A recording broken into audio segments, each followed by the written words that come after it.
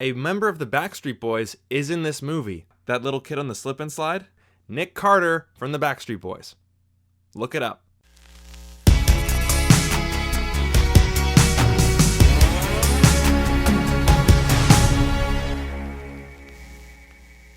Hey everybody, my name is Brandon, aka the BrandoCritic, and on this channel it's my job to point you in the direction of movies worth checking out. So if that interests you, definitely hit the subscribe button. And I'm here to tell you if Edward Scissorhands is still worth a watch today. So let's look at the story.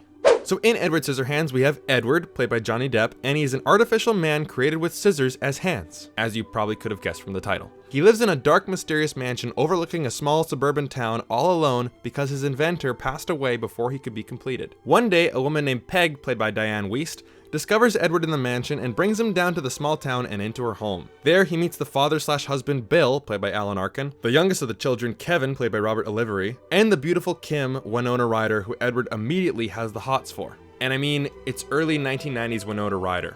Can you really blame the guy? And from there, we see how Edward adapts to his new surroundings and his new family with his unique scissor hands. Now, is Edward Scissorhands still worth a watch today?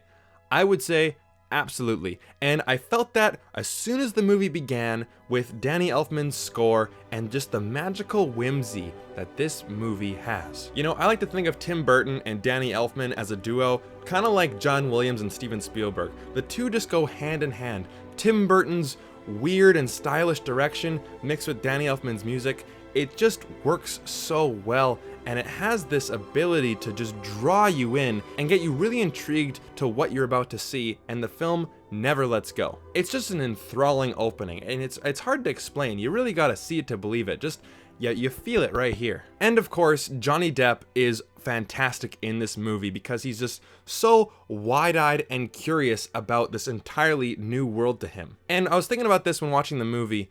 When, as a human being, when was the last time that you were in a situation where your eyes were just completely wide, you were just enthralled with everything you were seeing, and you're like, oh my god, this is absolutely amazing, I just want to be just totally immersed in the world that I am encountering right now. You know, as human beings, we're just constantly on our phones, and we don't dare to explore, we don't dare to see anything new. And the last time that I could honestly say that I felt like that was when I was down in Houston this year and I went to go visit NASA, and seeing all like the zero-G training facilities and seeing all the rocket ships and seeing how big they were.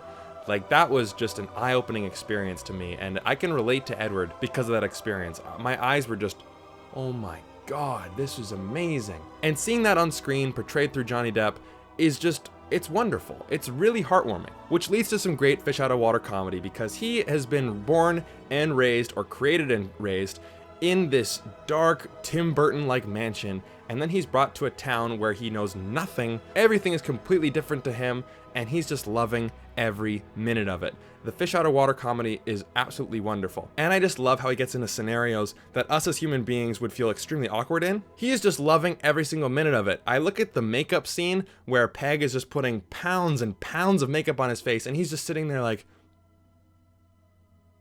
and he's just loving it. He doesn't know what's going on, but he's just, okay, is this how it happens? Like, oh, this is super interesting. He's just loving everything about this new town. And on top of Johnny Depp's performance, another reason why the fish out of water comedy works is because of the writing and the production design. Like, for example, the town that Edward Scissorhands gets brought into is a town that is in serious need of some excitement, of a shakeup, of something. You know, this is the most mundane, routine town almost ever put to film. All the houses are the exact same layout. All the wives just stay at home. They just gossip on the phones with each other. All the husbands leave for work at the same time, come home at the same time. All the houses are these bright, plain pastel colors, and obviously juxtaposed to that is the castle on the top of the hill where Edward is from. So it is a huge clash of different worlds, and when Edward is brought into it, it's really heightened because of the production design. And now I know what you're thinking. Okay, yeah, Edward Scissorhands is gonna come down here, he's gonna have a lot of trouble with a bunch of things, and the whole town's gonna hate him, and you know, this is gonna be a movie about bigotry and hate and how we need to learn to accept people's differences and stuff. And while that is in this movie, you'd be surprised to know that as soon as Edward comes down in a town that is just so craving something new, Edward becomes a celebrity. You know, they make fun of how, you know, when he has scissor hands, obviously some human tasks become extremely difficult, like eating or getting dressed. But then again, this movie also shows that, you know what, Edward can be a great hedge trimmer.